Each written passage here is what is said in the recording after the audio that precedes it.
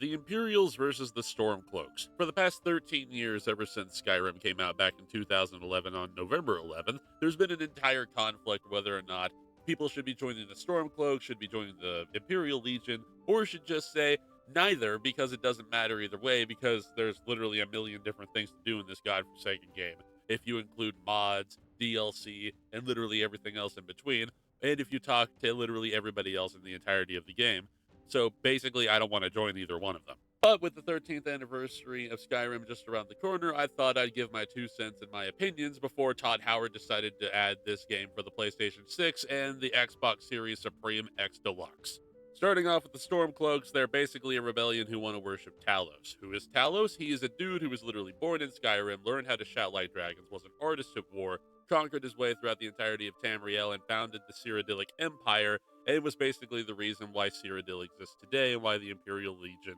is a thing. Throughout the entirety of Talos' lifetime, he basically went around the entirety of the globe, taking over every single country through various means until he finally got to the Somerset Isles, where he threatened the entirety of the Somerset Isles and all of High Elf kind with a giant-ass transformer by the name of Numidium.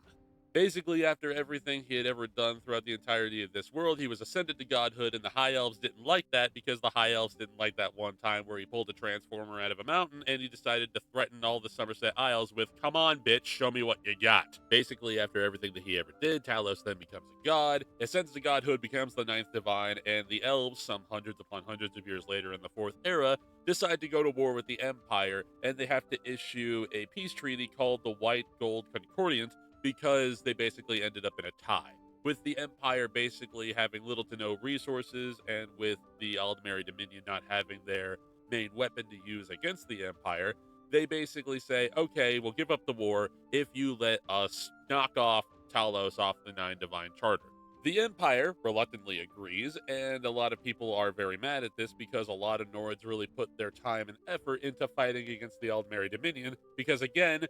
Nords do not like High Elves. Ulfric Stormcloak, who is essentially the leader of the rebellion, doesn't like the idea that they basically lost their right to worship Talos, faces off against his brother, uses the Thu'um, and everybody's kind of mad about that because the Thu'um isn't supposed to be used to take over your brother's throne, and he becomes the leader of the Stormcloak rebellion, and the Civil War begins. Now, the main issue with this fact is not just how Ulfric killed his brother, but it's exactly what context of what happened. According to Ulfric, he used the power of the Thu'um to shout Teorg to the ground and then finish him off with a sword in front of the entire court. Others, Teorg included, say that he was shouted to pieces by Ulfric's Thu'um. Whenever you find Teorg in Sovereign Guard, it's kind of a messed up kind of thing, I'm not going to lie to you. So while some of the older Nord folk will talk about how, oh, Ulfric Stormcloak was a brave and powerful warrior who fought his brother in one-on-one combat, used the Thu'um, and thus won the 1v1 matchup against his brother.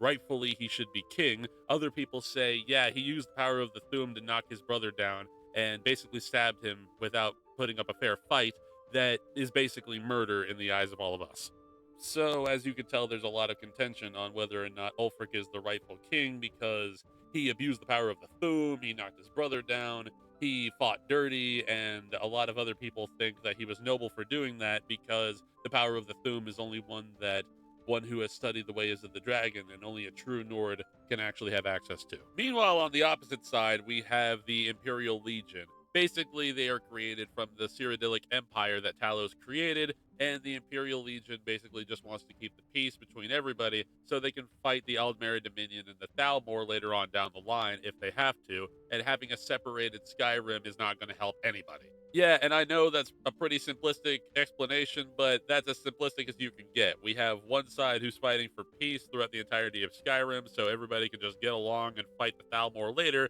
and another side who just wants the entirety of Skyrim to belong to the Nords and who want to freely worship their god that they've been worshiping for the past several hundred years. Unfortunately for the people who want to support the Stormcloaks, the Empire is going to win this whether or not anybody likes it because more reinforcements are going to be coming from Cyrodiil to Skyrim. The only reason why they haven't made it yet was because that all of the border entries have been blocked off, and a bunch of people are just waiting for the Imperial Legion reinforcements to come from Cyrodiil so they can basically win the war. Meanwhile, alongside the eventual reinforcements of legionnaires that are going to be coming up from Cyrodiil, we already have General Tullius. Over the course of the past several months that he's already been in Skyrim, he's already outmaneuvered, outflanked, and basically done everything in his power to ensure that Ulfric Stormcloak has no way of actually beating the Legion while in Skyrim. General Tullius has done such an amazing job that he's accomplished more in the past couple of months than other people have accomplished over the course of the entire lifetime of the rebellion itself. Even getting to the point where at the very beginning of the game, General Tullius has Ulfric Stormcloak in custody, ready to execute him at Helgen with no trial, no anything, to ensure that the war is ended immediately right off the bat. And even on the off chance that the Empire actually ends up getting defeated by the Stormcloak Rebellion and General Tullius dies, there's still an entire legion of legionnaires just sitting in Cyrodiil, waiting for all the roads to clear up and for all the rubble and all the debris to be cleared up so they can invade Skyrim anyway, which won't take more than maybe a couple of months, if not maybe a year. So the entirety of the rebellion would be quelled, whether they liked it or not. So at the end of the day, there's only two options. Either A, the Empire wins, they take out the Stormcloaks, they take out Ulfric Stormcloak, and they have an entire army of Nords ready to fight against the Aldari Dominion in case they are ready for round two. Or B, the Stormcloak Rebellion wins, they take out the entirety of the Empire in Skyrim, and they just have to wait a couple of months until the Legionnaires go through the entirety of Cyrodiil into Skyrim, take out everybody since they have fresh resources, fresh equipment, fresh troops ready to fight with brand new armor and brand new weapons, going up against an entire rebellion whose forces are already withered and tired from fighting in a previous war just a couple of months prior. Either way, it doesn't look good for anybody, and I highly doubt the Stormcloak Rebellion would last a couple of more months in either situation. Either way, that's just my opinion on the subject, so I'll see you later.